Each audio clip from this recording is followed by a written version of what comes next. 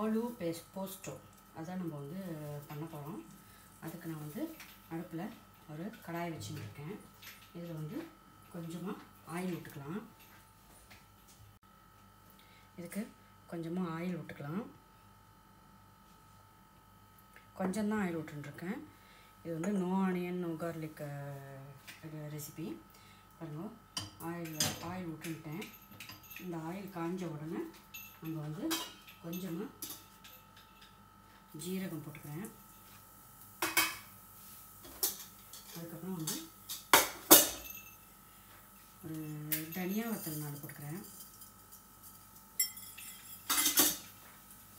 அது கொஞ்சம் வறுபட பாருங்க. தனியா வத்தல் வறுபட்ட உடனே நான் வந்து இதில் வந்து பால் விட்டுக்கிறேன். நான் கொஞ்சம் பால் இதாகட்டும். இதுக்கு வேணுங்கிற இந்த டிஷ்ஷுக்கு வேணுங்கிற சால்ட்டும் போட்டுக்கலாம். இதில் வந்து சாஃப்ரானும் போட்டுக்கலாம். நம்ம உங்களுக்கு ஒரு மாதிரி கலர் கொடுக்கும். உங்களுக்கு இல்லை அப்படின்னாக்கா எல்லோ கலர் மஞ்சப்பொடி ஒரு பிஞ்சு போட்டுக்கோங்க. நான் வந்து இன்றைக்கி வந்து மஞ்சப்பொடி தான் போட்டுக்கிறேன். ஒரு பிஞ்சு கலர் கொடுக்கும் உங்களுக்கு.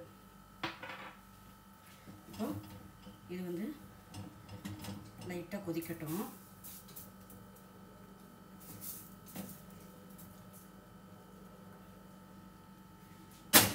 இதில் முக்கியமானதே வந்து போஸ்டோவுக்கு முக்கியமானதே வந்து கசகசா தான் இந்த டிஷ்ஷுக்கு. இதில் வந்து கசகசா வந்து கொஞ்சம் ஜாஸ்தியாகவே போட்டுக்கிறேன். நான் ஒரு 4 to 5 டீஸ்பூன் போட்டுக்கலாம். நம்ம பண்ணுற குவான்டிட்டியை பொறுத்தது.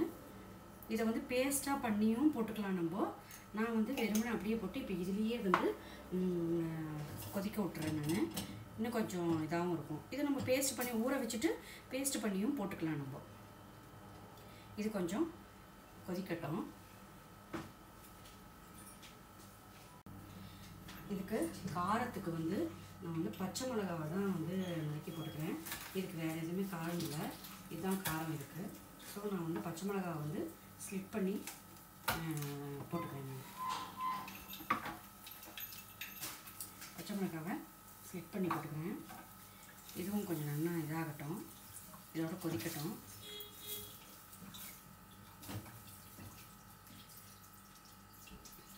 இந்த மாதிரி ஸ்டேஜில் இது ஒரு கொதி வரட்டும்.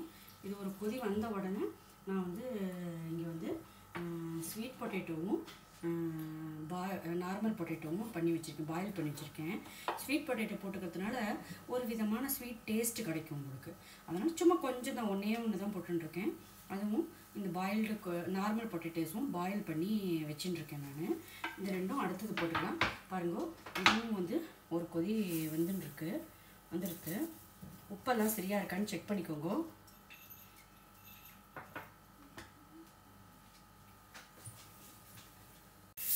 பாருங்கோ, இது நல்லா கொதிச்செடுத்து நான் இந்த ஸ்டேஜில் வந்து கொஞ்சம் இந்த ஸ்வீட் பொட்டேட்டோவும் நார்மல் பொட்டேட்டோவும் பாயில் பண்ணி வச்சுருக்கோம் இல்லையா, அதை போட்டுக்கலாம்.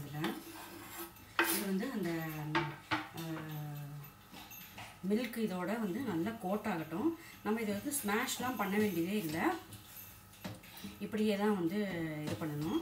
இது இதோட நல்லா கோட் ஆனால் போதும் நமக்கு.